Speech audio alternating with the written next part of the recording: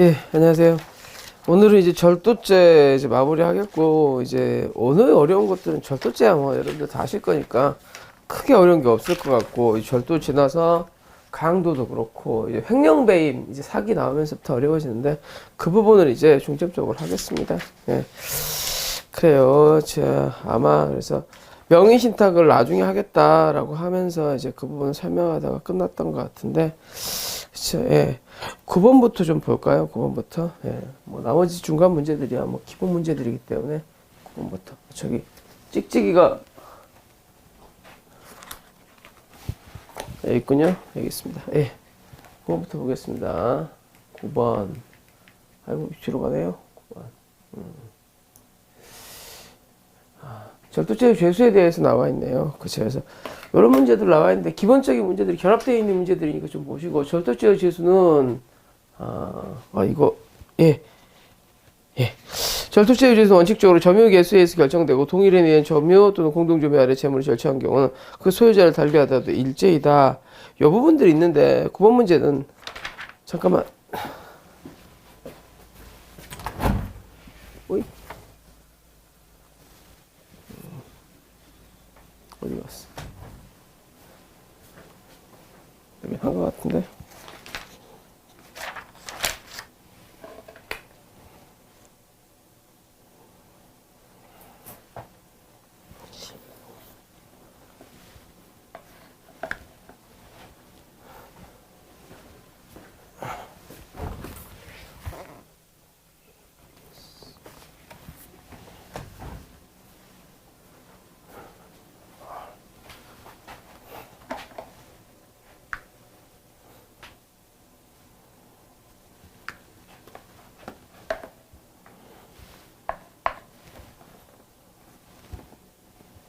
예, 안녕하세요. 예, 오늘 강의 시작하겠습니다. 예, 절도죄부터 오늘 강의를 시작해서 절도, 강도, 횡령, 배임 이렇게 사기로 오늘 재단지를 갈 텐데 특히 뒤로 갈수록 굉장히 어렵기 때문에 뒤에서 좀 템포를 좀 천천히 가겠습니다. 예, 절도나 강도는 여러분들이 다 알고 계시니까 이 부분은 좀 빨리 갈게요. 예. 11번 봅시다.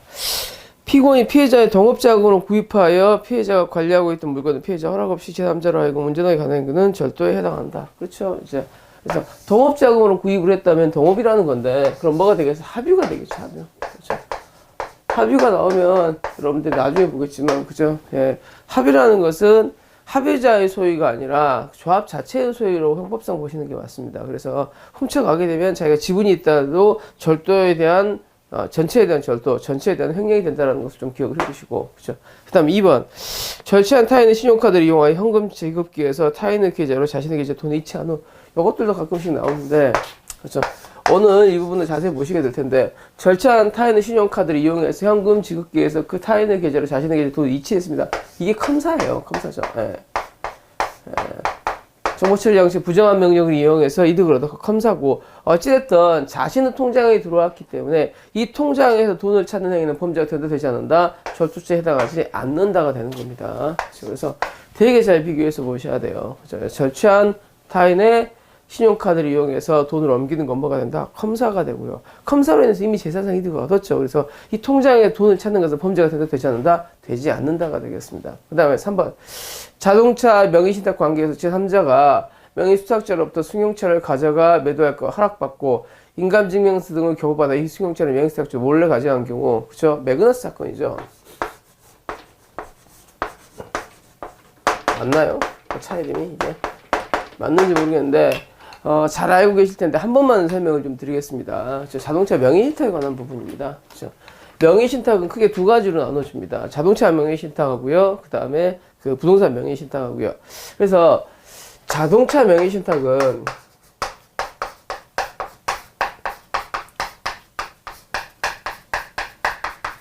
그러니까 부동산 명의신탁은 부동산 실권리자에 관한 법률에 의해서 통지를 받고요. 자동차 명의신탁은 여러분이 알다시피 명의신탁은 법률에 의해서 통지를 받습니다. 왜? 자동차 명의신탁에 관한 법이 따로 있지 않으니까요. 그렇죠? 그래서 자동차 명의신탁은 명의신탁자와 명의수탁자. 명의신탁자는 원소유자고요. 그렇죠? 수탁자는 명의자고요. 그래서 내가 차를 사고 싶은데 내 이름으로 차를 사면 세금이 많이 나오고 나 가스차를 살 수 없으니 너 이름으로 내가 좀 차를 사자라고 하는 게 명의신탁 관계입니다. 그렇죠? 돈을 낸 사람은 신탁자이기 때문에 실제의 소유자, 대내적으로는 두 사람 사이에서는 누가 소유자가 됩니까? 신탁자가 소유자가 되고요. 대외적으로는 것은 거래의 제3자가 있는 거예요. 거래의 제3자가. 여러분이 너무 잘 알겠지만, 그쵸? 민법을 배우시니까. 네. 대외적으로는 네가 이러한 외관관계를 즉 만들었기 때문에, 명의관계를 만들었기 때문에 이 명의관계를 믿고 산 사람을 보호하려면 누가 소유권자가 되야겠어요? 수탁자가 소유권자가 되야겠죠. 그렇죠? 그래서 이렇게 됩니다. 그렇죠? 매그너스 사건은 대내적입니까? 대외적입니까? 대내적입니다. 그렇죠? 이 두 사람이 신탁자와 수탁자의 관계가 있는데 이 사람이 이제 차를 사면서 이 수탁자 명의로 사죠. 네. 그래서 이 사람이 몰고 다니는데 이 수탁자 아들이 본 거예요. 아들이 1층에 매그너스 차 가스차 주차했던데 옆집 아저씨 차 샀어? 아니야. 내가 차를 옆집 아저씨한테 명의를 빌려준 거야. 그러면 아빠 이름 명의가 돼 있네? 그러면 내 거지라고 하고 아들과 함께 이 아버지가 명의 신탁자가 명의 수탁자가 가져갔던 거예요. 그래서 여기서 제일 큰 키워드는 수탁자와 공모하여입니다. 수탁자와 공모하여. 그래서 수탁자와 공모하여 이 부분이에요. 그렇죠. 그래서 매그너스 사건은 어떻게 구분합니까? 사례가 나왔을 때 그럼 수탁자와 공모하여. 그렇죠. 이 할아버지가 자기 명의를 빌려주고 난 다음에 어떻게 한 거예요? 자기 이름으로 명의가 된 걸 기화로 자기 아들과 함께 이 차를 가져간 경우입니다. 그렇죠? 대내적입니까? 대외적입니까? 명의신탁자, 수탁자와 관계잖아요. 그래서 대내적입니다. 그렇죠? 그래서 이건 대내적으로 이 사람 소임에도 불구하고 이 사람들이 같이 가져간 거죠. 그래서 뭐가 된다? 절도죄의 공동 정범에 해당한다. 그렇죠? 그래서 더 이상 그릴 데도 없는데 아무튼 요거 꼭 잘 기억을 해 두시기 바랍니다. 그렇죠? 수탁자와 공모하여 이게 키워드가 되겠어요. 예, 수탁자와 공모하여. 수탁자와 공모하여 가져갈 것을 이제 봤을 때는 이건 뭐가 된다? 수탁자 처분 것은 없어. 대내적으로는 누구야? 신탁자. 돈 낸 사람 거죠. 그죠? 그래서 이건 뭐가 된다? 절도죄의 공모, 공동정범이 된다. 이렇게 기억을 해 두시면 되겠습니다. 자, 이거 기억하시고요. 4번. 귀금속 관계에서 마치 귀금속을 구입할 것처럼 가정하여 가져간 경우죠. 목걸이 좀 보여주세요. 라고 해서 훔쳐갔던 경우입니다. 네. 목걸이 좀 보여달라고 해서 보여주기만 했죠. 보여주기만 한 상태잖아요. 아직까지는 이게 물건을 준 상태가 아니에요. 그 다음에 어떻게 하는가? 이걸 들고 튀죠. 목걸이 걸어놓고 도망가잖아요. 그럼 뭐 하는 거? 훔치는 행위죠. 훔치는 행위죠. 그죠? 그래서 이건 훔치는 행위죠. 네. 그래서 다른 표현으로는 사기죄라는 게 성립하기 위해서는 처분행위가 있어야 되는데 이 사람은 이 사람한테 이거 목걸이 가지라고 준 적이 있어요? 없어요? 전혀 없죠. 어떻게 이 목걸이를 어떻게 획득하게 된가? 지가 목이 걸고 튀었잖아요. 그래서 절도로 볼 수 있다는 겁니다. 그 다음에 12번 보겠습니다. 다음은 설명 중 가장 잘못된 것을 한번 살펴봅시다. 재산죄에 대해서 재물을 판례는 넓게 인정합니다. 그렇죠. 그래서 재산적 가치가 없다 할지라도 재물로 볼 수 있다라고 생각하는 게 판례의 입장입니다. 그렇죠? 그래서 연애편지가 훔쳐가는 것도 이것도 뭐가 된다는 거예요. 이것도 재물이 된다는 거예요. 찢어진 어음 훔쳐가는 것도 네가 가져서 조립해서 다시 쓸 수 있으면 소극적 가치가 있으면 나 말고 딴 사람은 사용 안 했으면 좋겠어. 이런 것들도 뭘로 인정할 수 있다는 거, 가치로 인정할 수 있어서 굉장히 넓게 보고 있습니다. 그렇죠? 그래서 점유자의 주관적 가치를 가지고 있다면 이것도 뭐가 된다는 거야? 절도죄가 된다는 겁니다. 그 다음 피고인이 권한 없이 타인의 토지에 식재한 감나무입니다. 그래서 여러분들이 이거는 민법에서 배우셨겠지만 수목에 있어서의 소유관계는 원칙적으로 토지 소유자께 됩니다. 그렇죠? 그래서 부합한다는 표현을 쓰죠. 그래서 권한 없이 타인 토지에 감나무를 식재했다면 이건 누구께 되는 거예요? 토지 소유자께 된 겁니다. 그래서 이 심은 사람이 즉 식재자가 이 감나무의 감을 따가는 건 뭐가 되는 거? 도둑놈이 되는 거죠. 절도죄가 되겠습니다. 3번입니다. 점유라는 게 성립하기 위해서는 그쵸 내가 이 내 집의 영역에 있는 물건이야 내가 관리하고 있어 그래야 점유가 된다는 거예요. 근데 고속버스 승객이 내린 유실물입니다. 여러분 고속버스 타보시면 알겠지만 그죠? 고속버스에서 물건을 두고 내렸어요. 누가 관리하고 있어요? 버려져 있어요. 버려져 있는 물건이죠. 말 그대로 유실물이죠. 그래서 점유라는 것은 실제로 가지고 있다라는 뜻보다는 형법상이나 민법상은 관리 가능성이라고 보시는 게 되게 많습니다. 그러니까 내 지배 영역에 있다, 내 관리 영역에 있다, 그럼 뭘 수 있다, 내 점유가 있다는 겁니다. 그죠? 근데 아무도 관리하고 있지 않으면 뭐가 되겠어요? 무점유가 되겠죠. 고속버스 타 내립니다. 내렸으면 아무도 없잖아요. 아무도 없는 상태면 점유이탈물이라고 볼 수 있겠죠. 그래서 유실물을 발견하고 이를 가져갔다면 뭐가 된다? 절도죄로 처벌할 수는 없다. 점유이탈물이 되는 거예요. 그죠? 그다음 4번. 주권을 포기한다는 의사표시가 담긴 주권 포기각서도, 그죠? 뭐 경제적 가치는 없었다 할지라도, 그죠? 주관적 가치는 있을 수 있겠죠. 그래서 재물로 해당한다. 이렇게 되겠죠. 그래서 재물에 해당하지 않는 것 정도는 꼭 기억을 해 두시기 바랍니다. 판례는 재물을 굉장히 넓게 인정하는데, 재물이 아닌 것들은 권리나 정보뿐이에요. 시험에 나오는 것들은. 그죠? 재물이 되기 위해서는, 그죠? 물리적 관리 가능성이 있어야 되는데,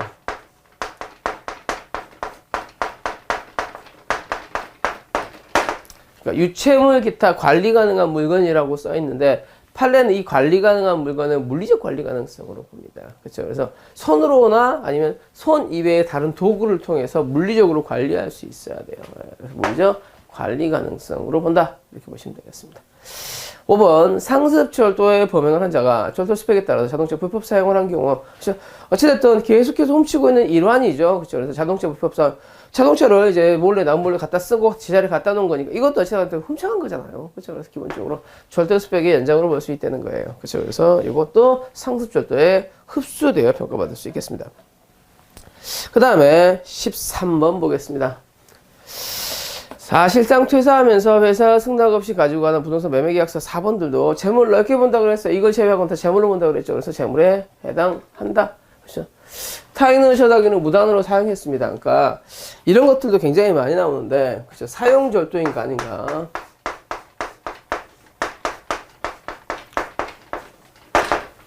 사용절도인가 아닌가에 대해서 사용하고 제자리에 갖다 놓은 경우에, 그렇죠? 첫 번째, 사용절도가 아닌 것은 제자리에 갖다 놔야 돼, 제자리. 제자리가 아니면 이거는 그냥 절도가 됩니다. 이건 사용절도고요. 이건 절도고요. 제자리가 아니면. 그래서 제자리가 아닌 그 가게의 화분 옆이라든지 아니면 10m 떨어진 전봇대 밑이라든지 이것도 제자리를 반환한 게 아니기 때문에 뭐가 된다? 그냥 절도가 된다는 거예요. 그리고 제자리에 갖다 놨다 할지라도 특수한 기능가치 침해가 있다면, 그러니까 특수한 기능 가치에 침해가 없다면, 혹은 특수한 기능 가치에 침해가 있다면 두 개로 기능을 볼 수 있어요. 그래서 예를 들어서 체육복을 빌려가지고 체육복 찢어갖고 왔어요. 그럼 절도죠. 도둑이죠. 그 체육복이 그 외부적 변화 없이, 그렇죠? 외부적 변화 없이. 그 다음에 이건 단기간 해야 돼요. 사용절도가 되려면. 장기간이었다면 이거는 그냥 이건 절도죠. 그렇죠? 그래서 이렇게 보시면 되겠습니다. 그 다음에 그래서 타인의 전화기를 무단으로 사용했어요. 무단으로 사용하고 그 자리에 갖다 놓은 거예요. 제자리에 갖다 놓은 것은, 그죠? 요거는 물건 자체는 반환했잖아요. 절도는 안 된다는 거예요. 그래서 영무 자체는 영무라고 되어 있잖아요. 그렇죠? 이거를 사용할 수 있는 권한이 되는 거죠. 그래서 절도 개시가 된다, 안 된다? 안 된다. 3번은 마찬가지예요. 컴퓨터에 저장되어 있는 정보죠. 정보. 예. 그래서 정보를 A4지로 뽑아낸 경우입니다. 그래서 이것도 절도죄를 구성한다고 볼 수 없다 그랬습니다. 자, 위조된 유가증권은 절도죄 객체가 될 수 있습니다. 자, 금제품. 절대적 금제품이건 상대적 금제품이건 판례는 둘 다 절도죄 객체가 될 수 있다고 보는 게 판례 입장이에요. 네. 그 다음 아까 감나무 얘기는 했기 때문에 다시 하지 않겠습니다. 네. 그래요. 그 다음에 뒤로 좀 갈까요? 14번도 한번 봅시다. 14번도. 그쵸. 14번도. 옳지 않은 거를 이제 보는 문제인데요. 그쵸. 14번. 한번 봅시다. 다음 설명 중 가장 옳지 않는 것. 절도죄라는 것은 불법령도 의사에서 남이 이제 점유하고 있는 걸 내 점유로 옮기는 걸 얘기하는 거죠. 그쵸. 그래서 타인의 그 권리자를 배제하고, 그쵸. 이걸 이제 소극적 의사라고 합니다. 타인의 소유권의 영역을 배제하고 자기의 소유물과 같이 경제적 용법에 따라 이용 처분하고 관련 의사를 얘기한다. 그쵸? 법령 의사 맞고요. 그쵸? 2번 요거 이제 지난번에 말씀드렸죠. 예. 정조의 점유자가 점유가 그 사망으로 인한 상속에 의해서 당연히 상속인에게 이전된다는 민법 193조는 상속인의 점유는 그러니까 예를 들어서 내가 죽으면 내 자식이 상속을 받는다는 거예요. 특히 뭐도 상속을 받는다고 봅니까? 점유도 상속을 받는다고 보죠. 민법에서는. 그쵸. 그래서 취득시효 같은 것들을 원활하게 인정하기 위해서 이제 그런 법리들이 있습니다. 근데 민법 193조의 절도죄 요건으로서 타인의 점유에 관련해서는 적용 여지가 없고, 채무를 점유하는 자가 그 소유자로부터 이를 상속받아 그 소유권을 취득했다 하더라도 상속인이 그 재물에 관해서 사실상 지배를 가지게 되어야만 이를 점유하는 그때부터 비로소 상속에 대해서 절도죄가 성립할 수 있다. 이렇게 되겠죠. 그렇죠. 그래서 아버지가 죽었다 그래서 내가 이 물건의 점유를 당연히 받는 거예요. 그건 아니라는 거예요. 왜? 현실적으로 관리할 수 없잖아요. 그렇죠. 단 이제 내가 이 물건을 실제로 받아서 관리하고 있다면 사실상의 지배를 가지게 되어야만 뭐가 된다는 거야? 절도가 된다는 거예요. 그렇죠? 이해할 수 있을 거라고 생각합니다. 그렇죠? 아버지가 가시는 보석 돌아가시면 내가 당연히 점유를 받는가? 그건 아니죠. 아버지가 어디 숨겨놨으면 내가 점유를 가지고 있는 건 아니라는 거. 하지만 내가 이거를 상속받아서 실제로 관리하고 있다면 그때부터 점유가 생긴다는 겁니다. 그 다음 3번 잘 기억을 해 두셔야겠습니다. 그죠? 매그너스 사건하고 약간 다른 이제 사건인데 이걸 두 개를 비교해서 봅시다. 그죠? 매그너스 사건이라는 것은 갑이 차를 삽니다. 이 사람이 신탁자죠. 그렇죠? 근데 이 차에 대해서 명의를 을이 빌려줍니다. 이 사람이 수탁자죠. 그렇죠? 의 명의로 된 거 아들이 딱 이제 집에 들어오면서 보니까 그죠? 그 차 번호에 뭐라고 되어 있는 거 아버지 이름이 붙어 있는 거예요. 자, 뭐 아버지 명의가 됐으니까 주차딱지도 아버지 걸로 받았겠죠. 아버지 차 샀어? 아니야. 옆집 아저씨 거야. 옆집 아저씨한테 명의만 빌려준 거야. 왜? 옆집 아저씨가 가스차 사고 싶대. 그렇죠? 가스차 장애인이었나 보죠. 그렇죠? 그래서 이 아들이 그러면 아빠 거네.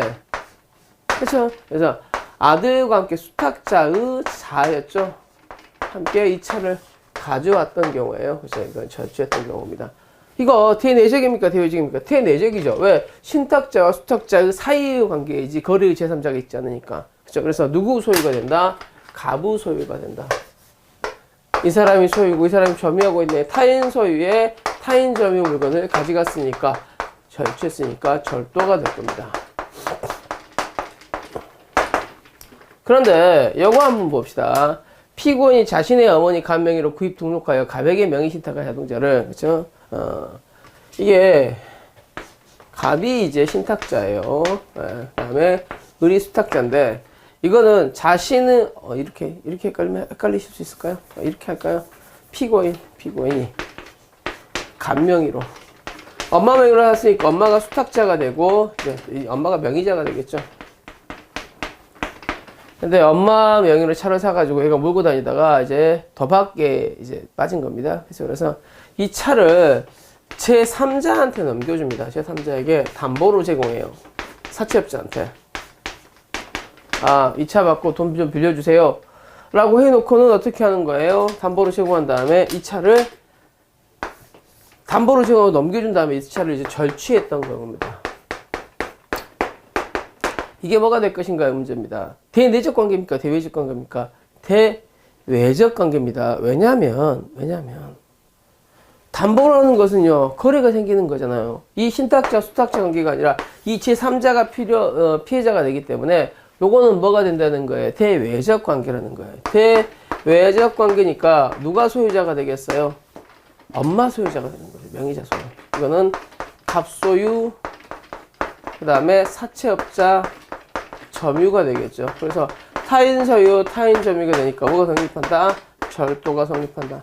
두 개는 비슷한 사안이면서도 굉장히 다른 사안입니다. 그래서 여기서 키워드는 담보로 제공한 후가 되겠습니다. 차이가 담보로 제공했으니까 대외적 관계돼. 그러면 네가 돈을 냈다 할지라도 명의는 누가 앞으로 돼 있어? 엄마 앞으로 돼 있으니까 니네 엄마 차 임마. 그렇죠? 그래서 타인 소유고 그 다음 너 나한테 이제 차 지배권 넘겼잖아. 그러면 타인 점유 물건 네가 몰래 가져갔으니까 뭐가 된다? 절도가 된다. 이렇게 되겠습니다. 그 다음에 4번 일시사용의 목적으로 타인의 점유를 침탈한 경우에 사용으로 인해서 물건 자체가 가지는 경제적 가치가 상당한 정도로 소모되거나 그렇죠? 예. 장기간 점유하는 경우 아까 말씀드렸어요. 책복을 빌려갔습니다. 책복을. 책복 얘기를 많이 드리는데 고등학교 때 책복을 빌려가가지고 이 친구가 그쵸? 방학 때 대사에 갖다 줘요. 그렇죠? 그러면 절도하냐? 절도죠. 예. 체육복 찢어졌어요. 절도죠. 그래서 이거 체육복을 갖다 줬는데 내 자리에 갖다 놓은 게 아니라 어디 뭐 저기 학교 뒤에다가 뭐 교실 뒤에다가 짱박아 놨어. 그럼 뭐가 되는 거야? 이거 절도죠. 그렇죠? 이렇게 되는 겁니다. 그렇게 보시면 되겠습니다. 어려운 부분은 아니었고요. 그렇죠? 문제 하나가 뭐 다 하나는 의미 있으니까 이렇게 보시고. 그렇죠? 15번이야 설명드리지 않겠습니다. 16번. 절도죄에 관한 설명입니다. 가장 옳은 걸 골라봅시다. A가 피해회사의 연구개발실에서 그곳에 노트북 컴퓨터에 저장되어 있는 피해회사의 직무를 한다는 고무 코팅 시스템을 설계도면을 가지고 오는 거예요. 그래서 설계도면을 가져가는데 설계도면 자체가 뽑아져 있는 걸 가져갔어요. 컴퓨터에 저장되어 있는 걸 가져갔어요. 컴퓨터에 저장되어 있는 물건입니까? 정보입니까? 정보죠. 정보를 훔쳐간 거니까 스파이는 되겠지만 절도는 아니죠. 왜? 그대로 그 정보는 그대로 있잖아요. 그 다음 2번. B가 수산화법에 있어서 양식업권이 있는 피해자가 조개양식장에서 모시조개. 그래서 모시조개를 채취한 거예요. 모시조개는 이 사람이 키우고 있는 거예요? 아니면 자연 번식했어요? 자연 번식했죠. 자연 번식한 거는 이 사람 거예요? 자연의 거예요? 자연의 거기 때문에 이건 채취지 절도는 아닙니다. 그렇죠? 그 다음에 3번. C가 피해회사의 사무실에서 피해회사가 농협통장을 몰래 가지고 나와 예금 1,000만 원 인출한 다음에 이 통장을 제자리에 갖다 놨어요. 그렇죠? 예금 통장에 관한 부분이죠. 이 예금 통장에 관해서 절도가 될 것인지 아니면 사용절도가 돼서 무죄가 될 것인지 문제입니다. 통장에서 돈을 찾고 이 통장을 갖다 놨어요. 그래서 통장에서 예금을 인출한 행위는 이건 절도가 될 거예요. 뭐 사기가 되거나 절도가 되거나 사기가 되거나 현금 자국 지급기에서 했으면 절도가 될 거고요. 그 다음에 직원을 속였으면 사기가 되겠죠. 예. 근데 이 통장 자체에 대한 절도죄가 성립할 수 있고, 통장 되돌려 놨잖아요. 근데 판례는, 야, 통장이 모습이 바뀌었잖아. 라고 얘기하는 겁니다. 이 통장이 1,100만 원짜리였는데, 1,000만 원을 창고 나니까 100만 원짜리로 줄어들었다는 거예요. 그래서 통장에 대해서 판례는 뭐가 있다고 보냐면, 특수한 기능 가치인 예금액 증명 기능이 있다고 보고 있습니다. 통장에 뭐가 있다고 본다고요? 예금액 증명 기능. 근데 예금액 증명 기능이 이 사람 통장에 1,100만 원 있던 게 100만 원 줄었죠. 그래서 기능 침해가 있다고 보는 게 판례 입장이에요. 그렇죠? 그래서 절도죄가 성립한다고 보는 게 판례 입장입니다. 그래서 잘 기억을 해두시고요. 그 다음에 4번. 주간의 타인의 주가에 침입하여, 그렇죠? 모텔, 모니터, 절도 사건입니다. 그렇죠? 그래서 아무리 강조해도 지나치지 않은 사건인데, 판례는 야간 주거 침입 절도는 야간에 주거에 침입해서 절도를 한 건데, 이 야간이라는 게 주거 침입을 수식한다, 절도를 수식한다, 주거 침입을 수식한다고 몇 번 말씀을 드렸습니다. 야간에 주거 침입 절도는 야간에 사람이 훔치러 들어오면 보는 사람이 얼마나 놀라겠어. 그래도 가중처벌 하는 거야 라고 생각하는 거예요. 그렇죠? 그래서 주간에 주거에 침입했다면 이건 야간 주거 침입 절도가 될 수 있다 없다, 이건 없다는 거야. 그렇죠? 그래서 야간 주거 침입 절도에 해당하지 아니한다. 뭐 전체적으로 맞는 문장이네요. 그렇죠? 그 다음에 이거 담보로 제공한 후가 키워드라고 말씀드렸습니다. 담보로 제공했다면 이건 대내적이다, 대외적이다, 명시되겠어. 대외적이다. 그래서 누구 소유가 된다? 엄마 소유가 된다. 그렇죠? 그래서 네가 훔쳐오면 이거는 엄마 거, 그 다음에 사채업자가 점유하는 걸 훔쳤으니까 뭐가 된다? 절도죄가 된다. 이렇게 기억하시면 되겠습니다. 그렇죠? 그래서 잘 나오는 사안들 같은 경우에는 암기해 두시는 게 굉장히 중요합니다. 왜냐하면 실제로 시험장에서 구분하는 게 쉽지 않아요. 그리고 늘 얘기하지만 착각해버려서 한번 잘못 찍어버리시면 그 다음에 돌이킬 수가 없습니다. 그래서 될 수 있으면 하나 키워드를 찾는 연습을 꼭 해주셨으면 좋겠어요. 그 다음 17번으로 가겠습니다. 17번. 다음 기술 중 옳은 걸 골라봅시다. 그렇죠? 그래서 절도죄에 관한 종합 문제들이 되게 많이 납니다. 아주 기본 범죄이기 때문에 제3범죄에서. 그렇죠? 그래서 뭐 실행의 착수라든지 공동부 정범이라든지 이런 것들이 섞여 나오기 때문에 여러분들이 꼭 보시고 봐두시고. 다음 기술 중 옳은 걸 한번 골라봅시다. 예, 신축공사 현장으로 건축자재를 훔치기 위해서 안을 살핍니다. 이제 절도죄에 해당할 수 있겠는가 문제예요. 뭐냐면 이 사람이 신축공사 현장 건축자재를 훔칠 생각으로 공사 현장 안으로 들어간 다음에 창문을 통해서 물건이 있는가 없는가를 확인하는 거예요. 그러니까 만약에 이 물건이 이미 있는 걸 알고 그 자리에 가서 후레쉬로 살펴봤다면 그건 물색행위가 되겠지만 판례 입장은 대체로 그렇습니다. 그게 아니라 이 물건이 있는지 없는지, 그러니까 이 사람은 여기서 일했던 사람도 아니에요. 근데 건설 현장을 돌아다니면서 건설 현장이라면 건축 자재가 있겠지 하고 후레쉬를 붙여본 거예요. 이거는 있는가 없는가를 확인해보는 행위에 불과하기 때문에 실행위 착수를 보지 않습니다. 그러니까 예를 들어서 이런 거예요. 판례 중에서 여러분들도 잘 아시겠지만 구리선 사건이 있습니다. 구리선 사건인데 내가 그 역사에서 일하던 노동자였어요. 노동자였는데 이 역사에서 일하는 노동자가 어디서 이제 구리선을 모아서 이렇게 있는 줄 알고 있어요. 왜? 구리선이 비싸죠. 예, 그래서 노가대 일 해보시면 알겠지만 저 작다이트 해봤어요. 그죠? 노가대 일 해보시면 알지만 구리선에 이 근수만큼 삼겹살을 살 수 있습니다. 그렇죠. 그래서 구리선 이렇게 남아있으면 그거 뭉쳐가지고 고기로 바꿔먹고 그랬습니다. 예. 진짜 옛날 사람이죠. 미안해요. 옛날 사람이라. 예. 그래서 이 구리선이 어디에 있는 줄 알기 때문에 이 구리선을 찾기 위해서 더듬더듬 해석한 거예요. 그러면 요거는 특정한 물건이 어디 있는데 찾기 위한 행위니까 뭐가 되겠어? 물색행위가 되니까 실행착수는 인정입니다. 하지만 이 건축자재 사건은 그래서 건축자들이 신축공사가 당연히 있겠지 하고 이게 살펴본 거예요. 이거는 물건이 있는지 없는지를 확인하기 위한 거죠. 그죠? 그래서 물색행위를 본다 안 본다? 안 본다. 자, 그래서 실행착수에 해당하지 않는다. 꼭 기억을 해두시오. 그래서 건축자재 요 키워드를 좀 기억을 해두시면 되겠습니다.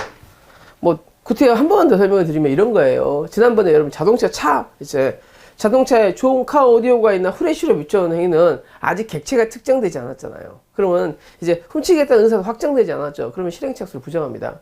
그게 아니라 밍크 코트가 있네 라고 하고 손잡이를 잡아당긴 거는 그 훔쳐야 될 객체를 특정하고 확정했기 때문에 그건 실행착수 인정이에요. 그래서 두 개 좀 비교해서 보시기 바랍니다. 4번 주간에 아파트 출입문 시정 장치를 손괴하다가 지난번에 봤던 거 거의 비슷한 뮤즈죠. 주간이잖아요. 특수절도는 야간 주거 침입 목적의 손괴 절도가 있고요. 그 다음에 합동이 있고요. 흉기 휴대가 있습니다. 그래서 특수절도가 되기 위해서는 뭐가 있어야 되냐면 야간에 주거 침입 목적으로 손괴해야 돼요. 근데 이 사람은 아파트 출입문 시정 장치를 손괴를 했는데 야간이야 주간이야? 주간이니까 특수절도는 아니에요. 그래서 이 특수절도는 아니니까 요거는 특수절도의 실행착수가 있었다고 할 수는 없어요. 그렇죠? 특수절도가 되기 위해서는 그래서 뭐가 있어야겠어요? 야간에 주거침입 목적이면 손괴할 때 실행착수가 있을 수 있겠지만 주간에 주거침입 목적이 손괴면 이건 뭐가 된다? 물색행위가 있어야지 실행착수 인정할 수 있겠어요. 그렇죠? 그래서 특수절도 아예 안 되고요. 그 다음에 4번 피해자 소유의 자동차에는 밍크코트, 아까 말씀드렸습니다. 밍크코트 이미 객체를 확인했죠. 그래서 아무 손잡이를 당기다가 발각된 거는 실행착수 인정할 수 있어요. 그렇죠? 그래서 아무 손잡이를 키워도 되겠어요. 객체가 확정됐네. 훔치기 위해서 이제 뭐 하는가? 물건을 이제 각지하기 위해서 그 전 단계에 문을 까는 거죠. 그럼 실행착수 인정해요. 그 다음에 내연관계 상속인의 점유를 인정한다, 인정하지 않는다? 인정하지 않는다라고 그랬어요. 그렇죠? 그래서 이 할머니가 할아버지하고 둘이 동거하고 있었단 말이야. 근데 할아버지 돌아가시니까 자기가 가지고 있던 물건을 그대로 가지고 나온 거죠. 그렇죠? 그래서 동거하다가 아들 소유에 소가되었다 할지라도 이걸 자기가 가지고 있었잖아요. 그러면 타인 점에서 자기 점으로 옮겨간 거야? 계속 자기 점이었던 거예요. 계속 자기 점이었다는 거예요. 그렇죠? 그래서 절도죄 기술을 인정하지 않습니다. 그렇죠? 점유를 인정할 수 없습니다. 그 다음에 이거 모텔 모니터 절도 사건이죠. 그렇죠? 그래서 모텔 모니터에 훔치기 위해서 15시 40분경 대낮에 들어갔죠. 대낮에도 사람이 없으니까. 그렇죠? 그런데 이제 침입한 다음에 같은 날 21시경에 피해자 소유의 재물을 가지고 나왔습니다. 그렇죠? 야간 주거 침입 절도예요. 주간에 주거 침입했습니까? 주간에 주거 침입했기 때문에 야간 주거 침입 절도를 구성하지 않겠죠. 맞는 문장이 되겠습니다. 그 다음 거의 똑같은 문제들이니까 이제 보진 않겠습니다. 그쵸? 어디를 한번 볼까요? 21번 보겠습니다. 21번. 예. 다음 중 불법 용도 의사가 인정되는 것은, 그쵸? 예. 요거, 버스 요금의 산업 견본 한계에 대한 최초 과한자로서 권리를 행사하겠다라는 생각으로, 그쵸? 변리사익 의정처를 의한 도면을 작성한 후에 당연히 원래 있던 곳으로 가져다 놨어요. 그렇죠. 가지고 갔어요? 가져다 놨어요? 가져다 놨죠. 그렇죠. 그래서 정보에 대한 절도는 인정되지 않기 때문에 물건을 그 자리에 가져다 놓은 생각으로 가져갔기 때문에 이건 절도라고 볼 수 없다는 겁니다. 그다음 2번. 타인의 인감도장에 그 책상 서랍에 몰래 꺼내어 그것을 차용금 증서에 현대보증인란에 넣고 곧 제자리에 갖다 놨어요. 타인의 도장을 그 책상에서 몰래 꺼내서 도장을 콩 찍고 그 책상에 다시 갖다 놨습니다. 도장 훔친 거예요? 쓰고 갖다 놓은 거예요? 쓰고 갖다 놓기 때문에 도장 자체에 대해서 절도는 성립하지는 않습니다. 단, 뭔 될 수 있겠어요? 문서죄는 될 수 있겠죠. 그죠? 작성권한이 없는 사람이, 그죠? 자기 작성권한이 없는 문서에 대해서 문서 작성했으니까. 그 다음에, 디귿번. 지불카드로 타인의 예금 계좌로 자기 예금 계좌 돈 이체했습니다. 이거 뭐라고요? 여기까지가 컴사죠, 컴사. 그죠? 컴사. 컴사로 인해서 어찌됐든 자기 통장으로 들어온 이상 이 돈은 누구 돈입니까? 자기 돈이라는 거예요. 그렇기 때문에 이 통장에 돈을 찾는 것은 뭐가 되지 않는다? 절도가 되지 않는다라고 말씀을 드렸습니다. 그 다음, 피고인이 살해 범행의 증거를 인멸하기 위해서, 그렇죠? 뭘 하기 위해서요? 증거를 인멸하기 위해서요. 이 물건을 가지기 위해서요? 증거를 인멸하기 위해서였어요? 증거를 인멸하기 위한 거죠. 그렇죠? 그래서 요거 가져와가지고 불질러 버립니다. 쓰레기 소각장에서. 그러면 절도가 된다, 손기가 된다? 손기가 된다는 겁니다. 하지만 증거인멸이. 근데 증거인멸도 안 되죠. 왜? 자기가 자기 스스로 증거인멸했으니까. 자기 범죄에 대한. 그렇죠. 그래서 선고했잖아. 무죄가 될 가능성이 많아 보입니다. 회사가 총무과장이 회사의 물품 대금 채권을 확보할 목적으로, 그렇죠? 예, 채무자의 승낙을 받지 아니한 채 그 의사에 반하여 부산의 채무자의 점포 앞에 있는 물건을 가져왔던 경우입니다. 그렇죠? 예. 왜냐면 물건을 팔았어요. 물건을 팔았습니다. 이 사람한테. 근데 물건을 사가지고는 그다음에 뭐하는 물건값을 안 주는 거예요. 그렇죠? 그러니까 야, 너 임마 물건값 안 주니까 내가 이거 너한테 판 거 다시 가져와 버릴까? 이러고 자동차를 가져와 버린 겁니다. 어찌됐든 간에 네가 팔았으니까 누구 거예요? 이건 채무자 거죠. 그렇죠? 함부로 가져오면 된다 안 된다? 안 된다는 겁니다. 그렇죠? 법적 절차를 거치지 않고 가져온 건 뭐가 된다? 절도가 된다. 이렇게 볼 수 있겠습니다. 여기까지 봤습니다. 이제 친족 상도례를 좀 보겠습니다. 친족 상도례에 관한 문제는 아무리 강조해도 지나치지 않습니다. 의외로 출제 가능성이 가장 높은 부분 중에 하나가 친족 상도례가 되겠습니다. 그래서 친족 상도례에 관한 거는 여러분들이 잘 기억을 해 두시다가 그것들 하나씩 풀어보시면 되겠습니다. 그러면 어디서 제가 붙어볼까요? 뒤로 넘어갑시다. 친족 상도례. 친족 상도례를 정확히 암기하고 계시는 게 꼭 필요할 거라는 생각을 합니다. 그렇죠? 워낙 잘 나오는 부분이고 뭐 형법, 형사법 공이 중요한 부분이라 그렇죠? 조문을 기억을 합시다. 328조입니다. 친족 상도례라는 거는 뭐 취지는 그렇습니다. 그렇죠? 여러분의 자식이 여러분 지갑에 손을 댔어요. 어떻게 하시겠어요? 죽여버린다. 그렇죠. 죽여버리죠. 네. 아니, 가족 간의 문제이기 때문에 가족 간의 재산 문제라는 게 이제 발생하는 경우가 있어요. 예. 어릴 때 이제 뭐 누나, 형 옷을 훔쳐 입거나, 누나 옷을 훔쳐 입거나, 언니 옷을 훔쳐 입거나, 비일비재 하잖아요. 비일비재 합니다. 예. 그래서, 그 다음에 어릴 때 부모님도 손을 대거나, 뭐 이런 경우 있을 수 있잖아요. 예. 저는 뭐 삼촌들하고 같이 살아가지고, 삼촌들 담배 좀 일찍 배워서, 예. 그러니까 삼촌들하고 한 방을 써가지고 삼촌들 담배 손을 좀 댔었어요. 그러다 한번 걸려갖고 뒤지게 맞았습니다. 예. 삼촌들하고 한 방 쓰면서 이런 거 훔쳐갔어요. 삼촌들이 저를 데리고 경찰서를 가십니까? 아니면 이 새끼 어린 놈의 새끼가 도둑질해 이러면서 때리십니까? 때리시죠. 예. 담배 같은 거 많이 그랬었는데 예. 삼촌들하고 한 방 같이 써가지고 아유 너무 싫었어요. 어렸을 때. 예. 아무튼 봅시다. 예. 가족 간의 재산 문제에 대해서는 국가가 개입하는 게 맞아요? 아니면 가족 자체가 해결하는 게 맞아요? 가족 자체가 해결하는 게 맞다는 거예요. 그래서 친족 상도라는 것은 야 가족 간의 재산 문제에 대해서는 국가 관여하지 마. 우리끼리 해결할 거야. 이게 친족 상도래요. 그래서 328조 1항은 가까운 친족입니다. 직배동 친가죠. 직계혈족 배우자 동거 친족 가족입니다. 이 사람들 엄청 가까우니까 그렇죠. 뭐 하겠다는 거예요? 형면제 하겠다는 거예요. 나쁜 짓이긴 한데 국가가 처음 상관한 일 하니까 국가 형벌권을 쓰지 않겠어 라고 얘기하는 거예요. 그래서 328조 1항의 친족이면 무조건 국가가 개입하지 않는 겁니다. 예. 그 다음에 328조 2항의 친족이면 저거는 이 기타 친족이에요. 근데 여러분이 알다시피 기타 친족 범위가 높죠? 우리나라의 친족 범위가 너무 높습니다. 그래서 뭐 8촌의 직계혈족 그 다음에 뭐 지금 4촌의 인척인가요? 그렇죠. 그래서 되는데 8촌, 혈족이 8촌이고 인적이 4촌이었던 것 같은데, 이게 너무 넓어요. 너무 넓어요. 그렇다 보니까 어떻게 돼? 너무 넓게 인정한다는 거야. 너무 넓게. 그쵸? 그래서 요거, 요거.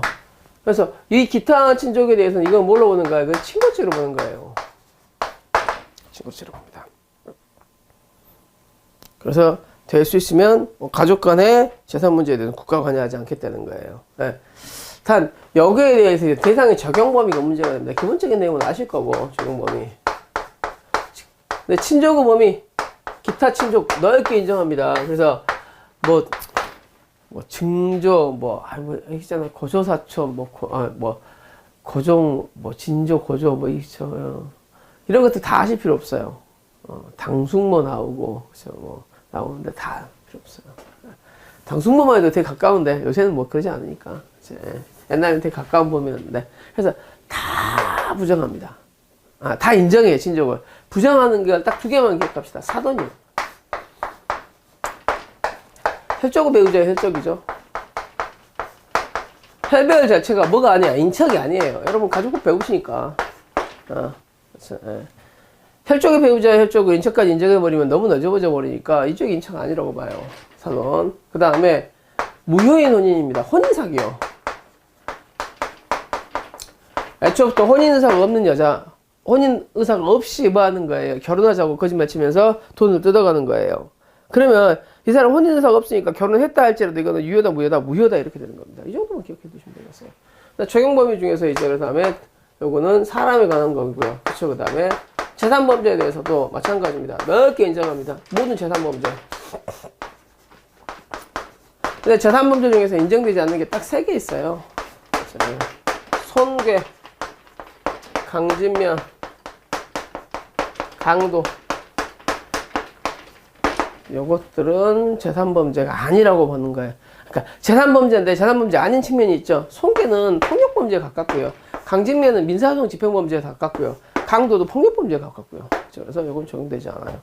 그 다음에 이제 삼각관계라고 하는데 이제 소유자와 점유자가 다른 경우, 그렇죠. 그 다음에 소유자와 위탁관계가 다른 경우 이런 게 되는데 원칙적으로 모두 뭐가 있어야 된다는 거예요. 친족관계가 있어야 된다는 거예요. 단 삼각사기에 있어서는 피해자와 사이에서만 재판관계가 친족관계가 있으면 된다. 요것만 기억을 해두시면 되겠습니다. 이걸 가지고 갑시다. 예. 다 적으면 좋겠지만 언제 다 하겠어요. 이게 다 할 수가 없어요. 그 공간적인 한계가 있기 때문에. 그렇죠? 시간적인 한계도 있고. 그래서 이렇게 여러분들이 보시면 충분히 이걸로도 대신 거의 다 풀어지니까 한번 보자고요. 친족 상대에 관한 다음 설명 중 가장 옳지 않은 것을 한번 보겠습니다. 친족 상돌에 관해서 그죠? 소유자, 점유자 모두에게 친족 관계가 있어야 되겠죠. 예, 그래서 소유권과 점유권을 각각 보관하고 있는 대한민국 법제에서는 대한민국 소유권과 점유권을 각각 다 뭐가 된다. 친족이 있어야 순수한 가족 문제가 되는 거죠. 소유에 대해서는 가족 문제지만 점유에 대해서 가족 문제가 아니라면 이거 순수한 가족과 재산 문제가 아니라는 거예요. 다음 사개죄를 범하는 자가 금원을 편취하기 위한 수단으로 피해자가 혼인신고를 한 것이어서 혼인이 무효입니다. 무효라면 친족의 친족 아니야? 친족 아니죠? 친족성대에 적용할 수 없다. 맞았어요. 아까 했던 거. 3번 친족성대에 적용하기 위해서는 범행 당시에 친족관계가 있어야 하므로 그렇죠? 여기까지 맞아요. 범행 당시에. 그러니까 행위 당시에 친족관계가 있어야 돼요. 근데 피고인이 피해자의 점유를 편취한 후에 재판상 인지확정 판결을 받아 친족관계가 발생한 경우입니다. 왜냐면 훔칠 때는 가족이 아니었어요. 그 다음에 이제 뭐라고 주장하는 거야? 훔치고 난 다음에 보니까 익숙해. 당신 왜 나하고 비슷하게 생겼어? 그렇죠? 그래서 뭐 한 거예요? 여기에 대해서 인지를 청구해서 인지청구로 이제 인지확정 판결을 받습니다. 예. 인지를 하게 되면 출생시부터 뭐가 되는 겁니까? 그렇죠. 출생시부터 혼인시부터 이제 친자 관계가 있는 걸로 이제 보는 거죠. 그렇죠. 예. 그래서 이 사람이 그러면 뭐가 되는 거야? 친생제가 되는 거야. 친생제가. 그렇죠? 그러면 소급해서 뭐가 되는 거야? 친생제가 되는 거죠. 그렇죠. 그래서 요거 인지 확정 판결을 원하 친족관계가 발생하였다면 그렇죠. 친족관계 규정이 적용된다. 왜? 인지가 소급 적용되기 때문에 인지의 소급표가 이때는 피고인한테 유리합니까? 불리합니까? 피고인에게 유리하기 때문에 그렇죠. 어떻게 한다? 소급 적용한다 라고 말씀드렸어요. 소급형 금지 원칙에서도 말씀드렸던 그 부분입니다. 그래서 요거 보시기 바라고.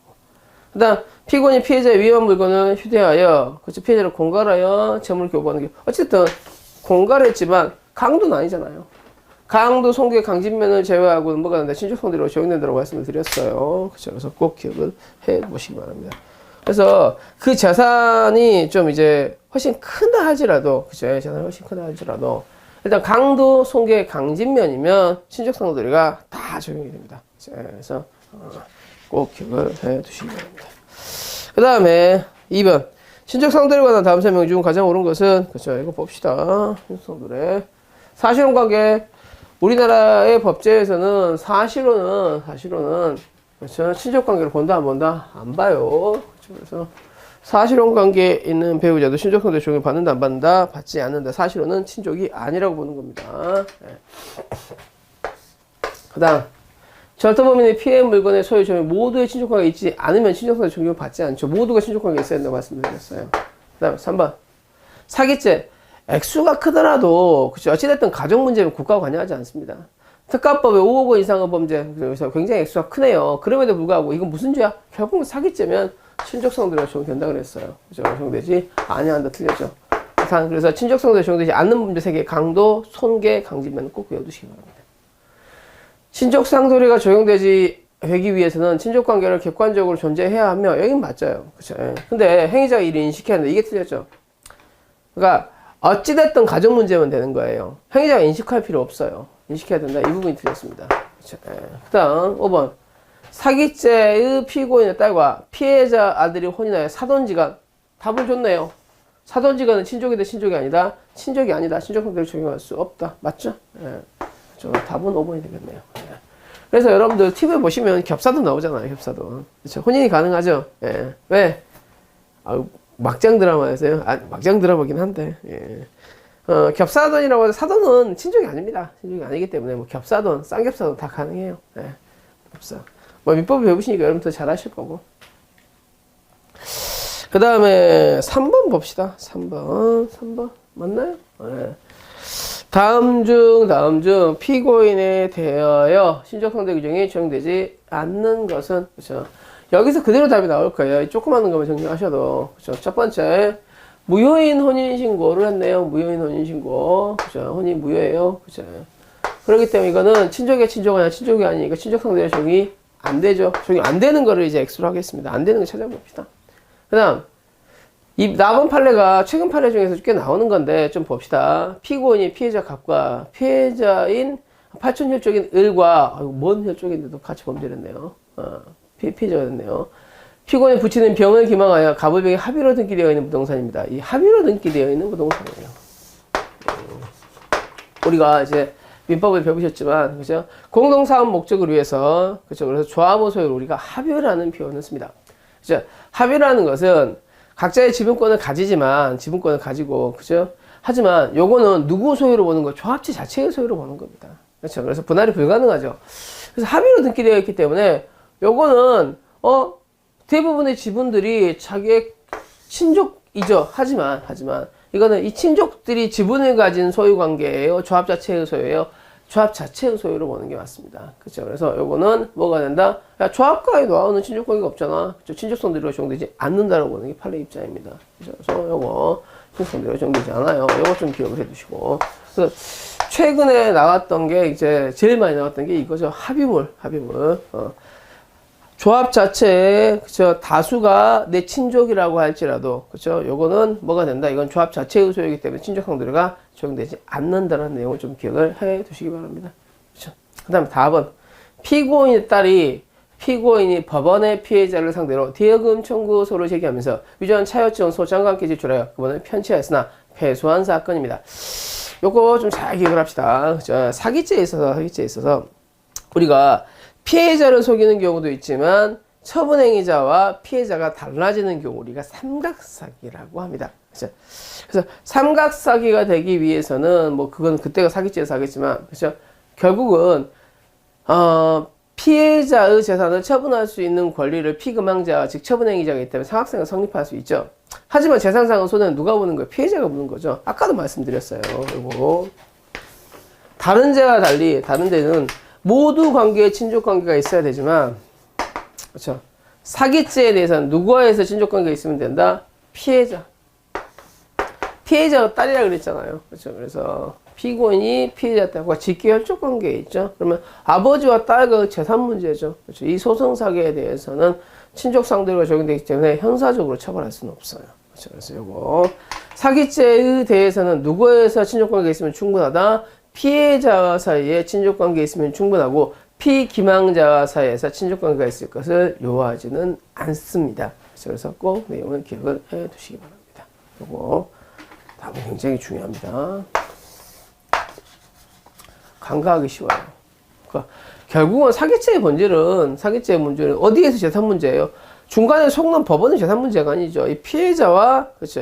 그러니까 원과 피고 사이에 재산 문제가 되기 때문에, 그렇죠. 원과 피고 사이에서 뭐가 있으면요, 친족 관계가 있으면 이때는 친족 상대가 적용된다는 거예요. 이렇게 생각해 두시면 되겠습니다. 라번, 그렇죠.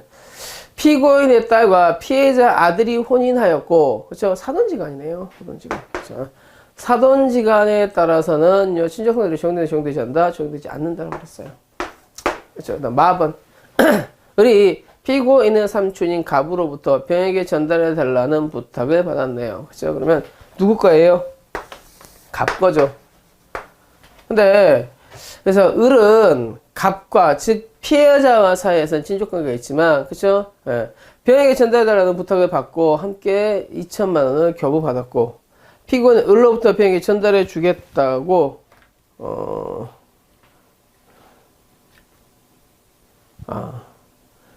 돈을 받아 보관 중이던 이 돈을 함부로 사용했었어요. 그래서 횡령한 사안입니다. 뭐가 다르는가요? 피해자와 위탁자가 다르는 거죠. 그럼 갑은 위탁자가 되겠네요. 네, 위탁자. 그 다음에 피해자는 누가 되겠어요? 병이 되겠죠. 그래서 위탁자와 피해자가 다른 경우에 위탁자 사이에서만 친족관계가 있다면 일반과 관계에서 친족관계가 있는 거니까 친족관계로 적용된다, 적용되지 않는다, 적용되지 않는다가 되겠죠. 그 다음 4번. 혼인의 출생자가 피고인이 피해자의 갑소유 물건을 절취하였고 1심 재판 중에 피고인이 피해자를 상대로 재판상 인지 확정 판결을 받았어요. 그죠? 그럼 소급화가 뭐가 된다는 거예요? 친족 관계가 확정되죠. 그죠? 그래서 일단은 친족 상대를 적용할 수 있다 그랬습니다. 그죠? 여기까지 했습니다.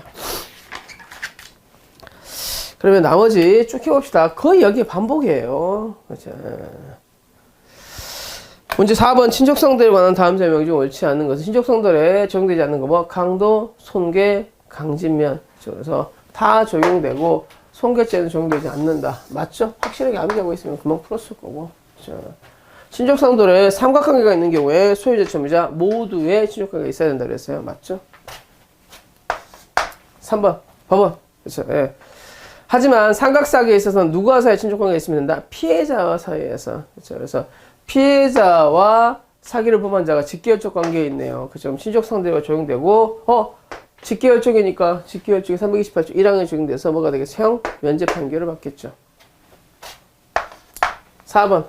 직계혈족의 배우자, 동거친족, 동거가족, 그 배우자 간의 절도죄는 형을 면제하고, 친족 이외에 절도죄는 고소가 있어야 공소를 제기할 수 있으며, 이는 친족관계 없는 공범에 대해서도 마찬가지다. 이건 아니라는 거예요.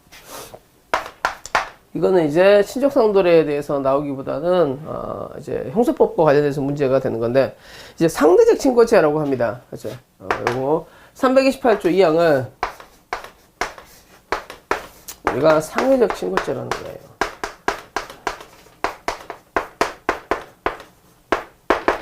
그러니까 친족상 328조 2항에 있어서 이제 먼 친족은 친고죄를 하겠다는 의미를 좀 기억을 해두면 되겠습니다. 그러니까 예를 들어서 어떻게 할까요? 여러분 조카가 여러분 지갑에 손을 댔어요.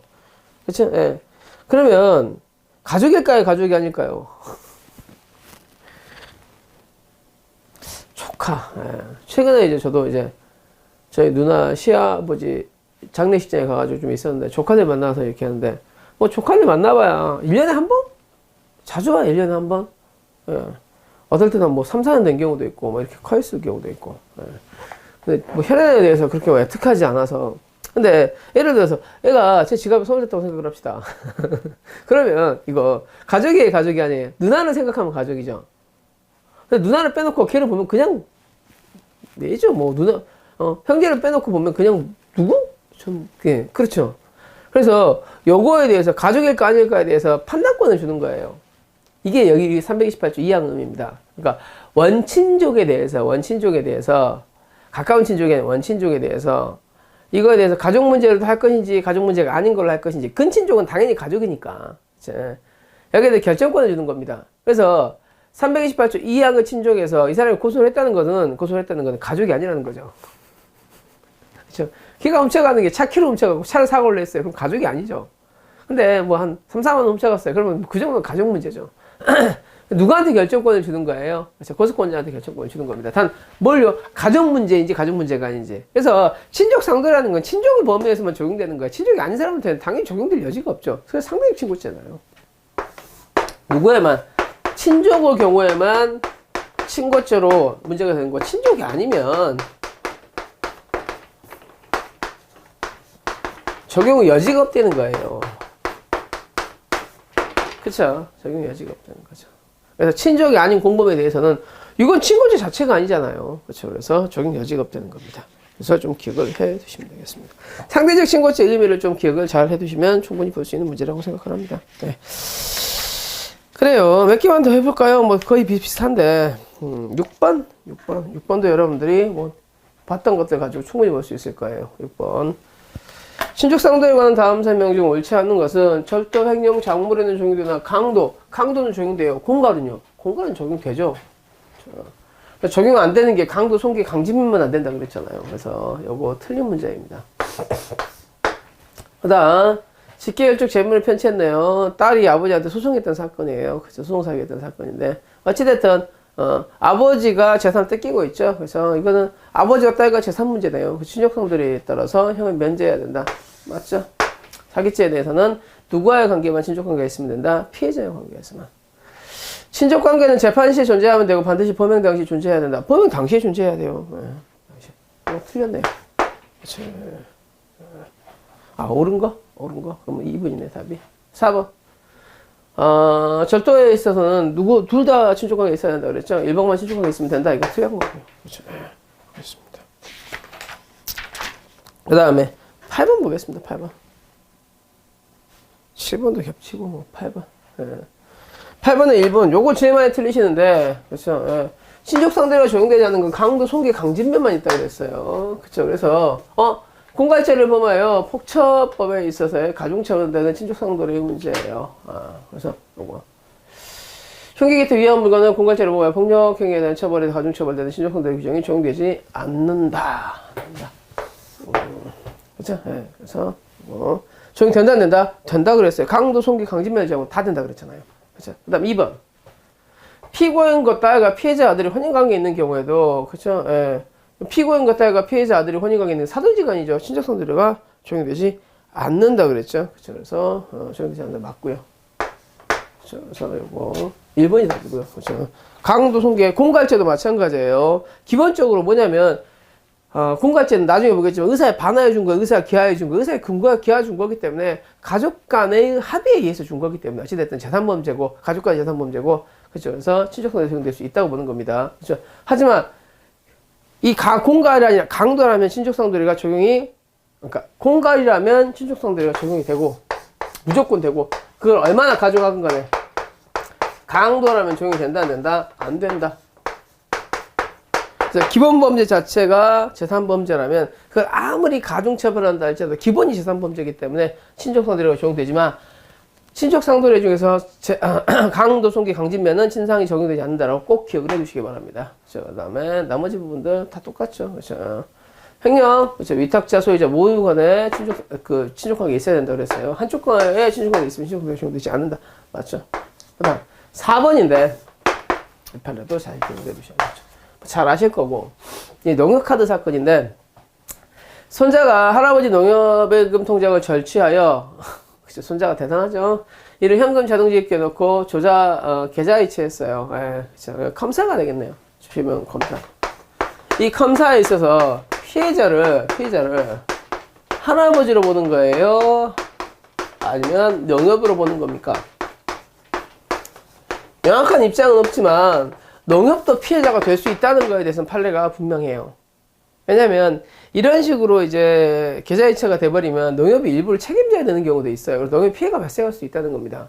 그렇죠? 그래서 야 이거는 너 할아버지만의 문제가 아니거든. 농협도 문제가 생기거든. 그러니까 이거는 순수한 친족 관계를 보지 않아. 너를 뭐 하겠어? 형사처벌 하겠어. 보는 게 판례 입장입니다. 그렇죠? 할아버지가 피해자가 전혀 아니냐? 그건 아니죠. 예, 근데 판례는 농협을 피해자로 본다. 할아버지 피해자 여부에 대해서는 아예 언급하지는 않고 있어요. 그렇죠? 그래서 일단 농협은 피해자가 확실히 될 수 있다는 거예요. 그렇죠? 그래서 농협과 너는 친족관계가 없으니까 친족관계가 적용되지 않겠죠. 그 다음에 9번 보겠습니다.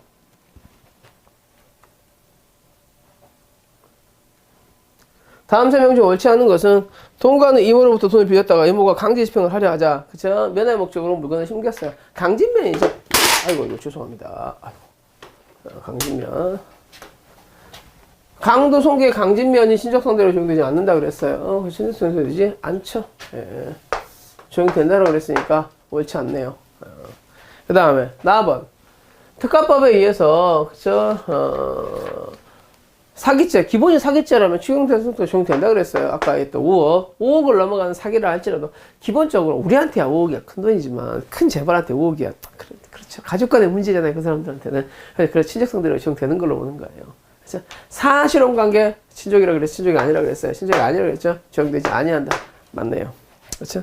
그 다음에 친족상도의 규정이 적용되기 친족관계 범행 당시 존재해야 되는 건 맞아요. 하지만 인지의 소급표가 피고인에게 유리하게 적용될 때는 인지의 소급표를 인정할 수 있다 그랬죠. 그렇죠. 그래서 요거 혼인의 출생자가 생부 등을 절차했다가 생부가 이제 인지하는 겁니다. I'm your father를 외치는 거죠. 스타워즈. 네. 그러면 친족관계가 적용될 수 있다는 거예요. 적용되지 않는다 그랬으니까 틀렸네요. 그렇죠. 그래서 요거 좀 기억을 해 두시기 바랍니다. 그렇죠.